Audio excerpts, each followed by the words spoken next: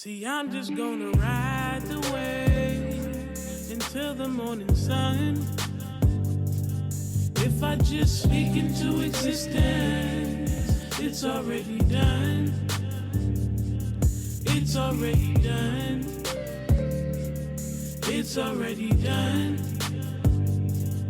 If I just speak into existence, it's already done. SissyMarySue Education Fund, a nonprofit 501c3, presents our podcast featuring inclusive voices. Welcome to our podcast called Educating Empathy. Thank you for joining us today, and gosh, we hope that you enjoy the journey with us. So I suppose, listeners, I should share that today we have a really wonderful guest named Kay Carter. I am thrilled that Kay reached out to me recently, and we have built a really wonderful friendship. I suppose that you need to hear who I am. This is Dr. Wendy Mulhauser, aka SissyMarySue. I am just thrilled to be able to interview you today and talk to you and have the listeners hear your experiences that really inspired me.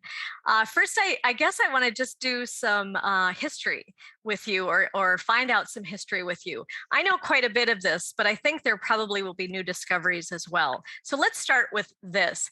Where did you grow up? I grew up in Duluth, Minnesota. Okay, awesome. And I guess I want to hear a little bit too. You grew up there. Where did your parents grow up? And what's their history as far as, how many kids were in their family, those kinds of things? Where did your parents grow up? My dad grew up in Mississippi, around Jackson, Mississippi. Okay. He was the youngest of 4. Okay. And actually, I almost said 5, of 4 children. And his father, my dear grandfather, left my father and my grandmother in the family when my dad was pretty young.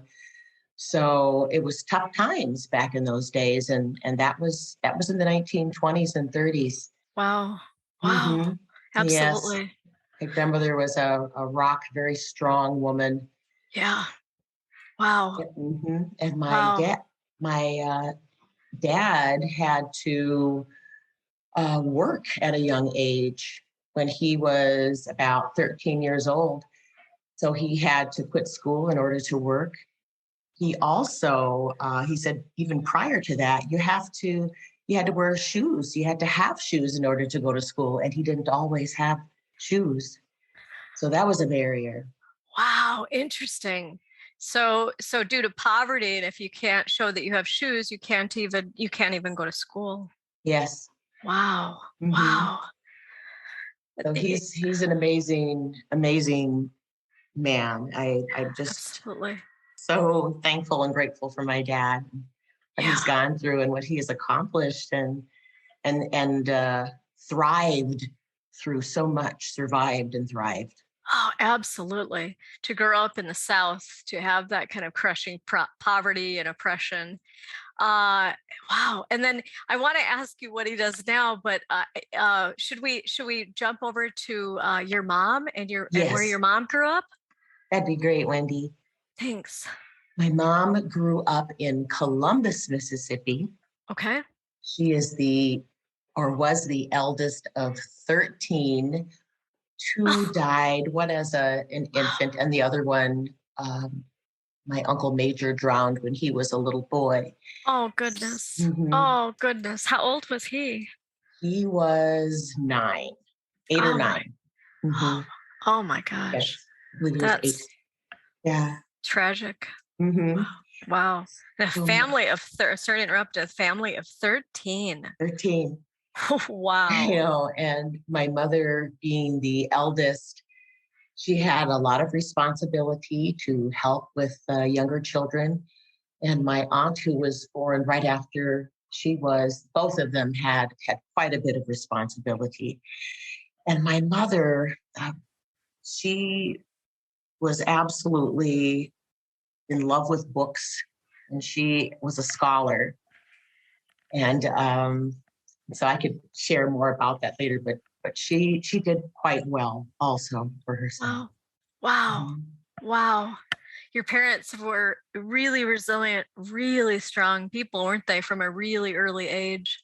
Yes, they were very Wow. much so. Wow. They both come from very good families with good morals and values and just upstanding people. Wow. Wow. Let's continue on with that. I was so struck by the story that you told me about your family of firsts. When you moved to Duluth, or when your family moved to Duluth, because you were born later, what year was that your family moved to Duluth, Minnesota? They moved there in 1960, Okay. although my mom and dad had lived in other places separately. Okay. And then together, when they got married, they moved to Chicago. They met in Mississippi Okay. and moved to Chicago prior to moving to Duluth. And Okay. my mother did not like Chicago at all. Why? Did she share that with you? Yes. She just said there was too much crime and she just didn't feel safe Okay. and secure. And even though they were in a fairly nice neighborhood, she just did not care for it. And it was very segregated too, as it still is. Yes. Yes. Mm-hmm. What drew them? I don't have this on our list of questions, but what was it that drew your parents to Duluth, Minnesota? Did they know people in the area? Had they heard about Minnesota? What was it? That's a great question, Wendy. My dad, from the late teens until he retired in 1986, he worked out on the ore boats. Oh. And that was a great way for him to get up and out of poverty. Sure. Now, the thing that's, I'm struck by so many stories that you've shared with me. But one that stands out for me is the story about your family being the first Black family to be included in a given neighborhood in Duluth. Can you share with the listeners about that experience with us? Yes. When they first moved to Duluth, they lived in the central hillside neighborhood where most Black people lived because of, redlining. Mm-hmm. My mom and dad really wanted to live in nicer places because there were only a certain amount of places that would even allow you to rent from them. Yes. Very limited. They were not happy with that. And they wanted to live in a spot where we had a better opportunity of driving to be able to see my dad, to go get him when the boat docked, and for him to spend more time at home. And Two Harbors, Minnesota, which is about 26 miles east of Duluth, along the North Shore, his boat would occasionally come in at the Two Harbors ore docks as well. And they thought, I want to live, we want to live somewhere where we're kind of in between. Mm-hmm. So they chose Lakeside, which is on London Road.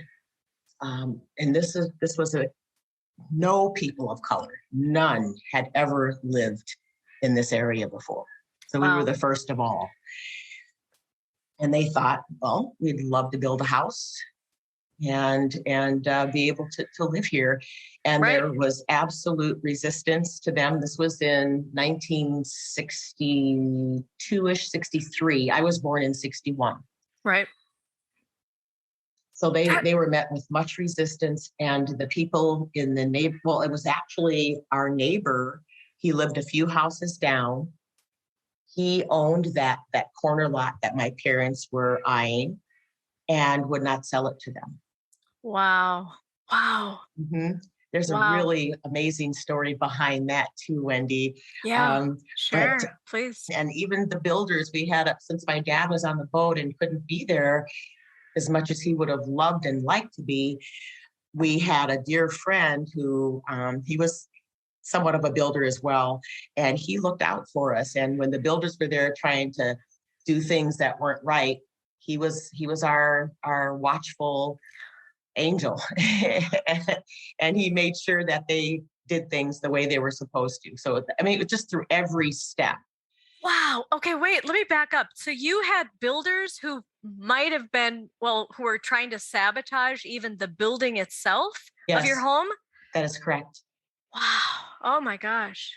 Goodness. And then you had the Mhm. other person with a checks and balance, kind of a heart and mind understanding that that sort of nefarious activity was going on. Mhm. Wow. Yeah. Goodness. Mr. Walter Keith, he was our dear friend, and he looked out for us. Now, he was somebody that you all met when you were in Duluth, Minnesota? Yes, Okay. yes. Okay. Mhm. And then what industry was he in?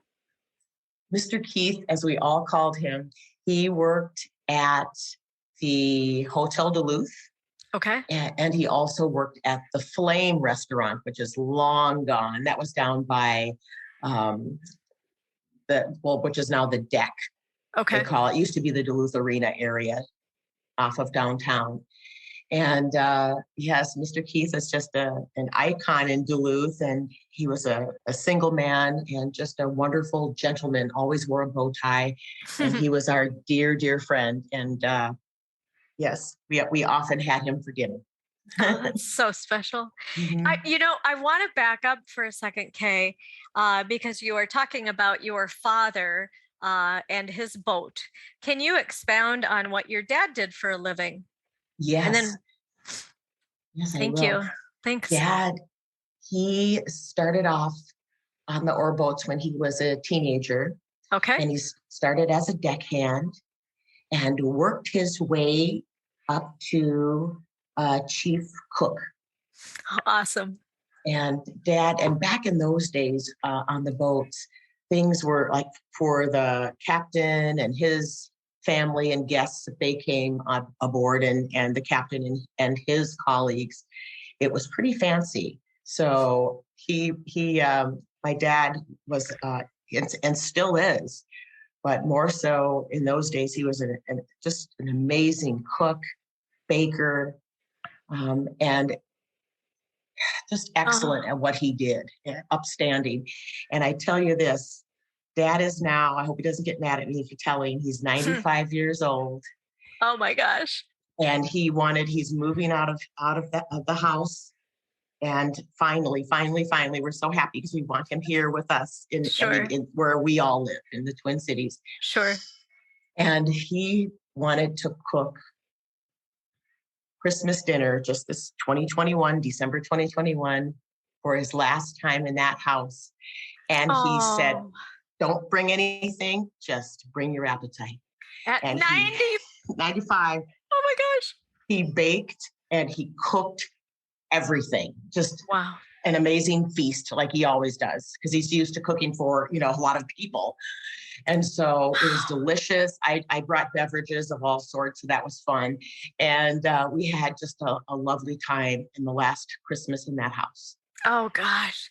That just blows my mind. This 95-year-old man did the entire meal and insisted on using that gift and that ability that he had, even at that senior age, with it being that last time in the house. Wow. Mm-hmm.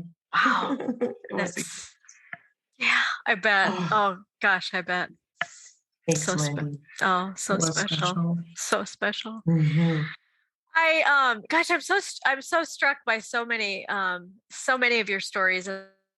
Talking about that one before, and just I love hearing about it. Your dad took such pride and had such passion in what he did, and you speak with so much admiration about your father, and then you speak with so much admiration about your mother too. And your mother was a teacher, and this is another one of the firsts of your family. Can you speak about your mom as a Black female trailblazing teacher? Yes, I'd love to. Thanks. So Mom taught in Mississippi. She was a graduate of Rust College in Mississippi. She taught there. She also taught in Chicago before my parents moved here. Excuse me, well, to Minnesota, I should say. Mm-hmm. And when they arrived in Duluth, they would not allow her in 1960, would not allow her to teach a quote unquote traditional classroom, if you will. Wow. Would not allow her to do it, even though she had experience. My mother was a scholar. Yes. Always reading, underlining, circling, highlighting. And I'm so grateful because I still have wonderful things from her that I can just cherish and read. So there's lots of mom with me. Wow. So they told her that her college was not accredited, and it was. So they said, well, the only way we'll let you teach is if you get a certificate in special ed. Oh. So she did. Oh. Yes. And they certainly, she taught the wonderful children and certainly some of the most challenging. And she Sure. did it with great spirit and was excellent at what she did. And that was at Jefferson School, which is no longer a school. Mhm. But they did, she taught there until the late 60s when it started to loosen up a bit.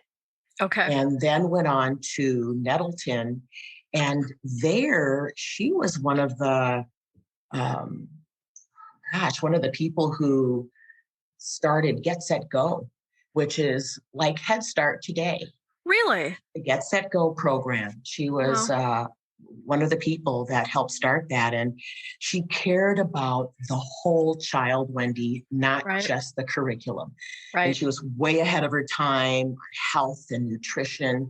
Wow. And I'm so grateful. And I think I mentioned to you in one of our conversations that we always wanted her to buy, the sweet cereals and the unhealthy bread. And Yes. this, and Yes. oh no, most of the time if we begged her long enough, she might get us some Captain Crunch, but that was rare. So, Right. she was just all about, Yes.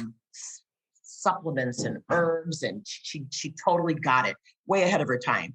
Yes. Ovaltine instead of Nestle Quick, just. That's awesome. That is awesome. That's awesome. So she she taught there, and not just Get, Set, Go. She also taught kindergarten as well. Okay. And then she went on to Park Point across the aerial lift bridge and taught kindergarten there. Okay. And ended up teaching in Lakeside at Lakeside School, where we lived, in the area that we lived. And she taught first grade, which was her absolute favorite, until she retired in 86. And my brother Bill and I, we went to Lakeside each 1 year. Okay. And I was there in kindergarten. And that was my favorite teacher, Miss Ide. She was, for being in the 1960s, I was so blessed to have just a wonderful and lovely, caring, kind teacher. Wonderful. And Bill was there for kindergarten and first grade. And then we went on to a Catholic school where my parents went to church in Lakeside, St. Michael's. Okay. For a few years. Okay.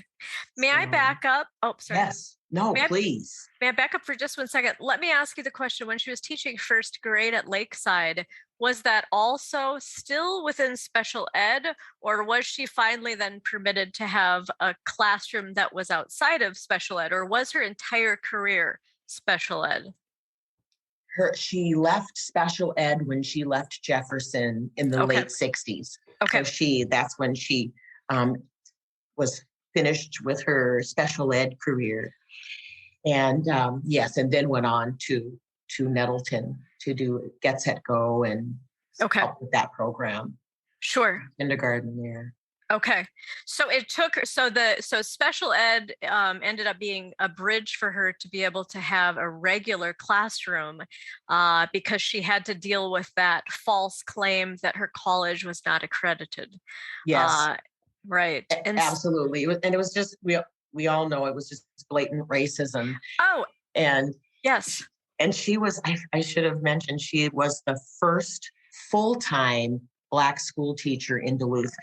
There was one before her, and she was, Cleo Breeze was a part-time school teacher. And then Mom started right after she did. Mm-hmm. Incredible, incredible, incredible. I, Yes. the story is just, it's so fascinating and so wonderful because your family is a family of firsts in Duluth, Minnesota. And I was so struck by that, because I live in Minnesota. And yeah, and when you shared I knew that it would be important for us to share it with listeners. Gosh, I want to ask some other questions about I guess about how you felt. Let me look at my little list. How do you feel? Let me just say this organically. How do you feel that your experience with your parents being trailblazing Black residents and your mother as a Black female teacher, how did that impact you as a child and then as an adult? How did that inform each of those times in your life? I apologize. It's a big question. Oh, it's all good. Okay. As a child, I was so grateful that mom was a teacher. She was definitely a scholar, and my mother was really big on manners. Really? Yes, very much so. And so she taught us well. I want to share that I'm going to post Yeah. this too on LinkedIn Yeah. towards closer to Mother's Day, Wendy. But I Sure. think I shared with you about that book that mom and I were in, Connections and Yes. Reflections, Mothers and Daughters in Their Own Light, in Their Own Words by Catherine Compton, Yes. was our neighbor. Yes. And this will answer your question. Sure. Sure. So we're in the book too. And here's what my mother shared with Okay. Catherine. Okay. It says, when the swastika and kill niggers graffiti first appeared on our house and sidewalk, Kay was too young to know what it meant. It happened again a few years later while we were away. She was confused. I told her, some people do things like that. Most people don't. Occasionally, there were cruel taunts from neighborhood kids. Once it happened, I called the parents of the children involved. They brought their children to our door and apologized to me and then to Kay. If there was a problem at school, I went straight to the teacher or the principal. Being a teacher myself, I knew how important it was. I didn't necessarily tell Kay when I went. I was her advocate behind the scenes. You can't ignore, yet you can't hold anger and resentment. I had to teach her tolerance. It's a hard thing to do. It is so sad that we have to prove ourselves again and again. Wow. Oh, that's just so meaningful. Wow. It is. Wow. It is. Oh, goodness. I know. And to Wow. answer your question further, Wendy, my Wow. parents, they were from the Dr. King era. So, they were about love and peace and tolerance. And they were champions of civil and human rights. Yeah.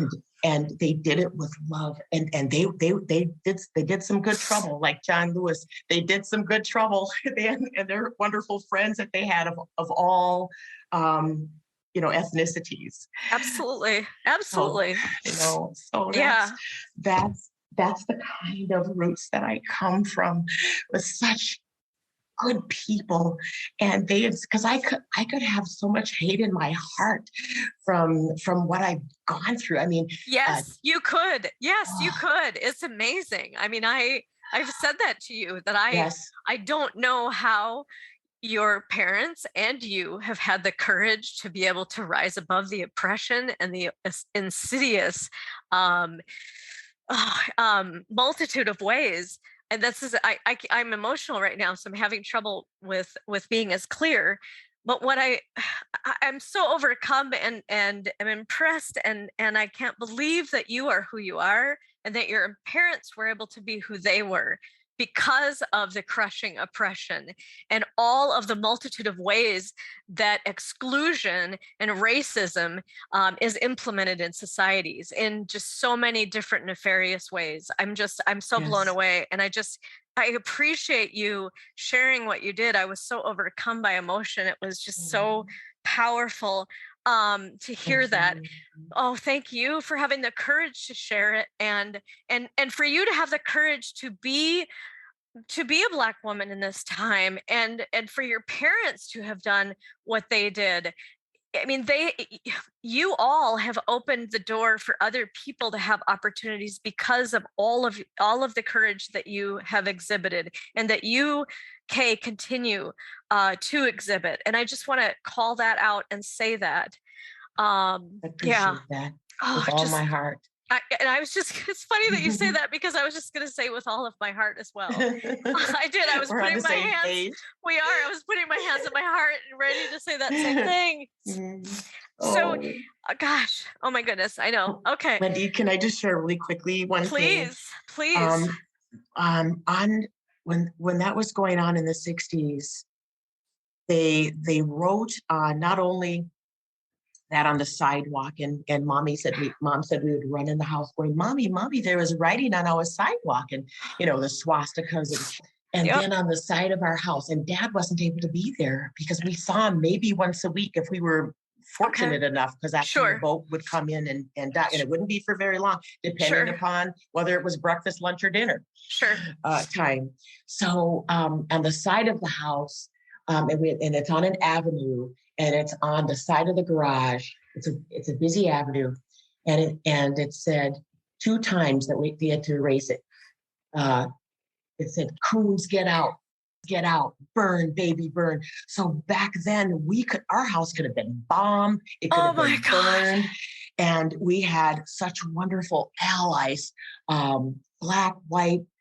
It didn't matter who would, Helen, my mother's name was Helen. Helen, would you, do you want us to come, we can come get you and the kids. And, and sometimes we got whisked away to good friends, good people, to their homes, just if my dad wasn't there to be safe.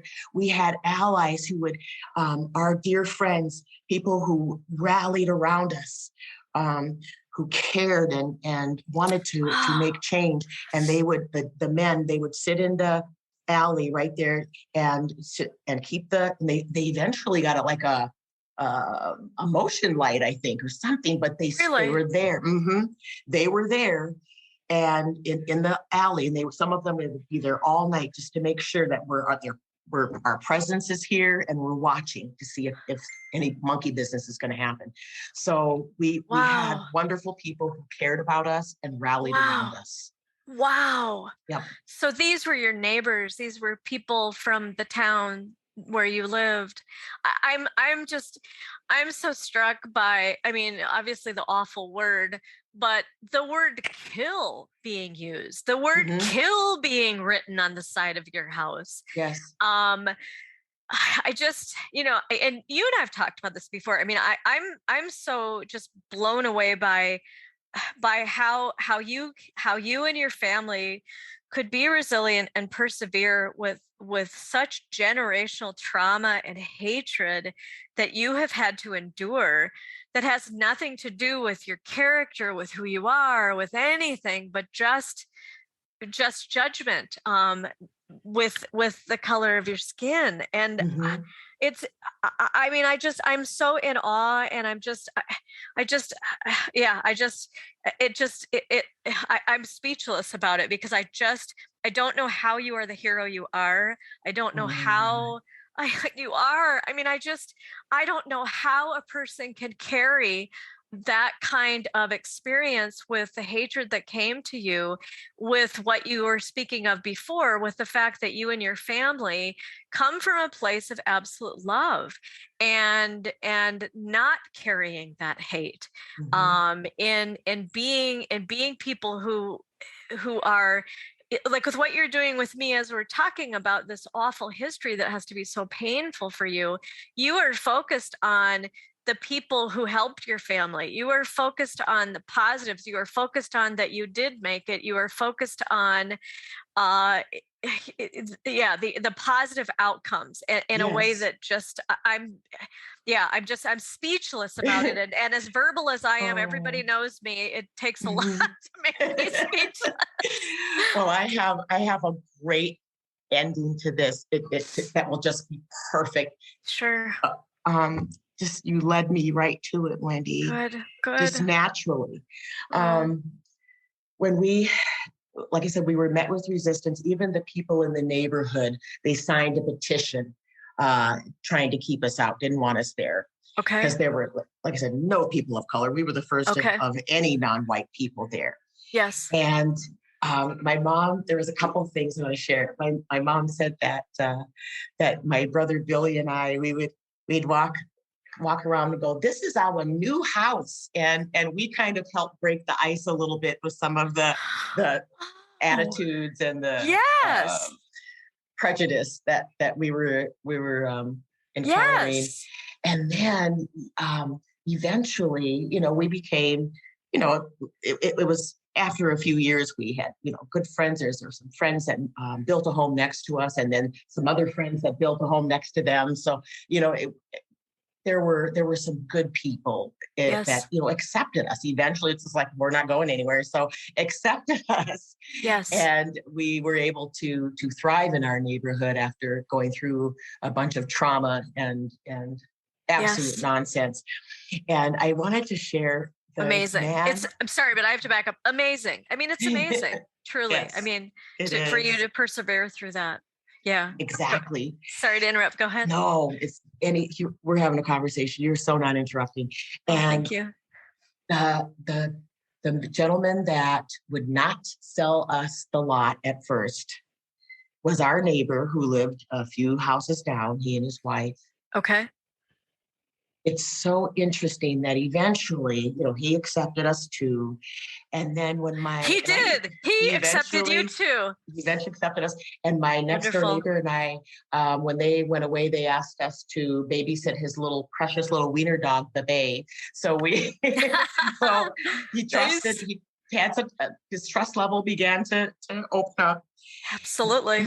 And when my dad retired, they started talking, and my dad was the kind of guy that would, with his snowblower, he'd go and snowblow, as many people. He just, he was just a great neighbor. And he and I won't say his name, but they both began talking, and they shared a garden right across from there was an alley, and those two, there was an alley and there was a room for a garden. Yes. And they shared a big open space. It was a field.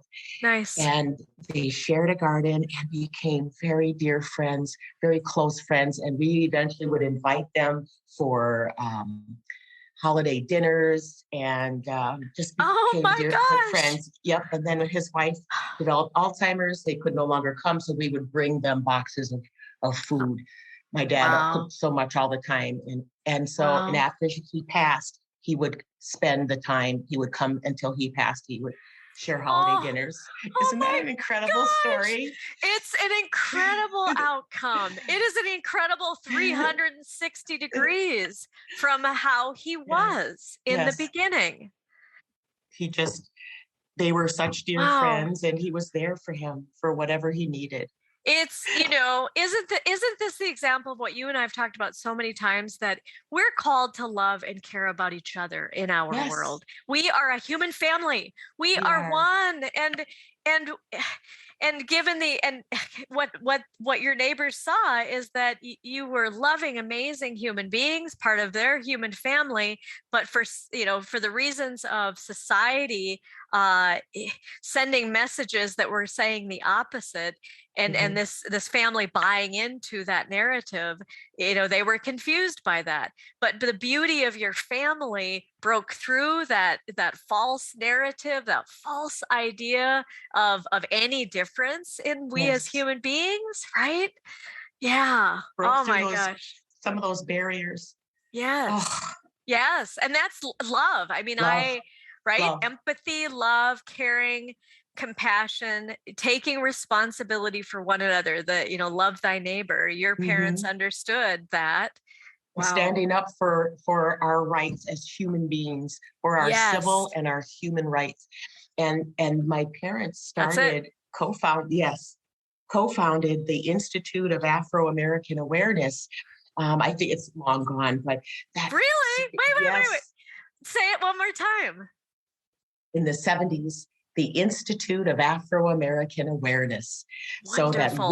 so that we could all learn more about contributions and the history of Black people, Indigenous people in this country, so that we could learn, because all I learned in basically in grade school was Eli Whitney and the Cotton Gin and Harriet Tubman, and then everybody turned around and looked at me. So they were like, no, we're making change. Yes. Oh goodness. Yeah. Oh, I hear you. I hear you. That had to have felt so awful and uncomfortable. Talk about that a little bit. It was. Yeah. In first through fifth grade, that's when I attended St. Michael's, a Catholic school. I was the best speller first through fifth grade. So I won nearly all of the spelling championships in the class, and the spelling bees, I should say. Really? I didn't know that about you. That's awesome. So I love that. And I did, that was really hard when, if they would mention something, which was rare, but in the history book, Harriet Tubman, thank God we learned about Harriet, and then Eli Whitney, and I don't even think at that point George Washington Carver, maybe so, I don't know. But like I said, they would all turn around and look at me. And it was just, I was glad we were learning about it, but it was very uncomfortable that they were doing that. Well, tell me more about that. Tell me more about, I mean, I can imagine why I think it was uncomfortable, but I want to hear that from you. What was it specifically? I mean, on the outside, I know, but I want it to come from you. Okay. Yeah. It was isolating.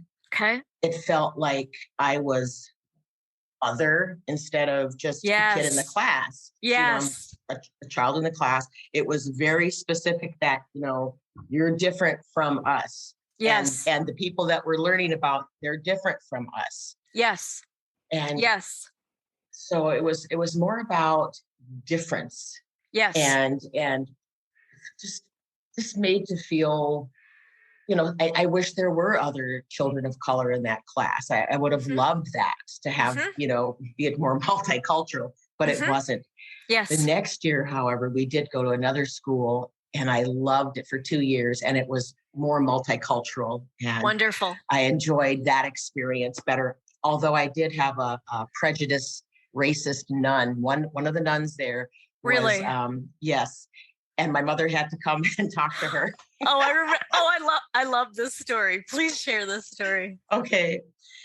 I had a friend who, she was blonde hair, blue eyes, and we were just good friends. She was a very sweet girl, and we hung out together a lot. We both had other friends too, but we were just very, very close.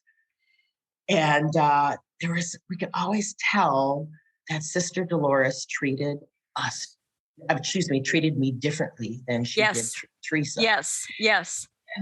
And after she would, leave our presence, we would look at each other and go, and Teresa would be like, why did she treat you like that? And I said, I don't know. I haven't done anything to her. Right. And I didn't like it. It just was hurtful and demeaning. And so I certainly went and told my mother about it. And she said, that's it. I'm going to go speak to her. And I remember when my mom came, and she did it with class. She did it with grace. Yes. She also was firm and let her know, how that it was, how it affected me in her doing that, and just talked to her about it.